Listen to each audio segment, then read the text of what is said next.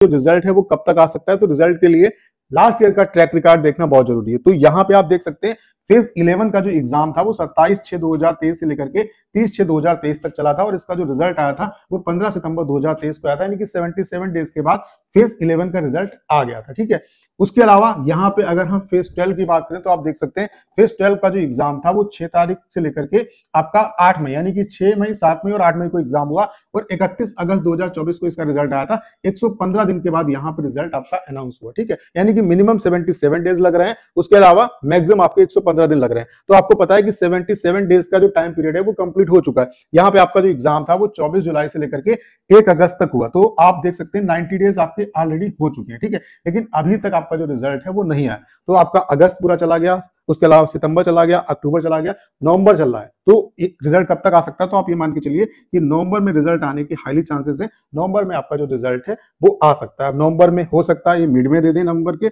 या हो सकता है कि थोड़ा सा लास्ट तक भी आपका जा सकता है, क्योंकि इस बार क्या है कि कोई अता पता नहीं, और एसएससी का पहला रिजल्ट सिलेक्शन पोस्ट फेज 13 का ही आपका आएगा। ठीक है, तो उम्मीद है कि इस महीने में आपका जो रिजल्ट है वो आ सकता है। ठीक है, नेक्स्ट प्रोसेस क्या होगा आपको पता है, पहले रिजल्ट आएगा, यहाँ पे कई पोस्टें होती हैं और बहुत हर जगह जो है वो कम कम पोस्टें होती है, और यहाँ पे रीजन वाइज पोस्टें होती हैं। तो कुछ पोस्ट में क्या होता है, टाइपिंग मांगा जाता है, कुछ पोस्ट में आपका शॉर्ट हैंड मांगा जाता है। ठीक है, कुछ में डायरेक्ट आपका डॉक्यूमेंट वेरिफिकेशन होता है। तो ये चीजें होती है। तो जहां पे टाइपिंग होना होगा वहां टाइपिंग होगा, वहां जहां शॉर्ट हैंड होगी वहां पे शॉर्ट हैंड होगी, और कोई प्रोसेस होगा वो होगा, या किसी पोस्ट में होगा डायरेक्ट डॉक्यूमेंट वेरिफिकेशन होगा।